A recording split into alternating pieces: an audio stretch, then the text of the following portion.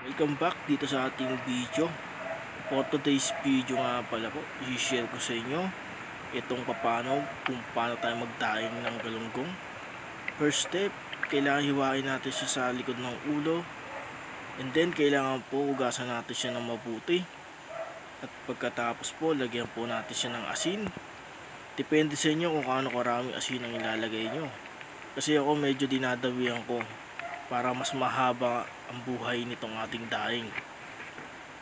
Pwede naman po kasing hugasan niya kung sakaling maalat, pwede naman pong babad sa tubig, hugasan.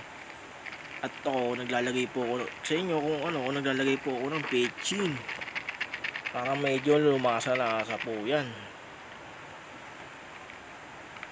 Yan guys, po natin ng petchin. Tsaka pag napadaan kayo, pakipollow na lang po at subscribe my channel. Yan na po. Kailangan po talagang malinis at dry na dry ang ating daing para hindi siya pasukan ng mga kung anong bakterya o ano man. Tsaka kailangan po seals, yung screen niya po wala po talagang dadaanan ng mga langaw. Seal na seal po. Nilagyan ko po yung mga ng glue stick. Binarahan ko po ng glue stick yung mga butas-butas na dadaanan ng langaw. Salamat po sa nakapanood. Sana po may natutunan kayo sa mga video ko. God bless po.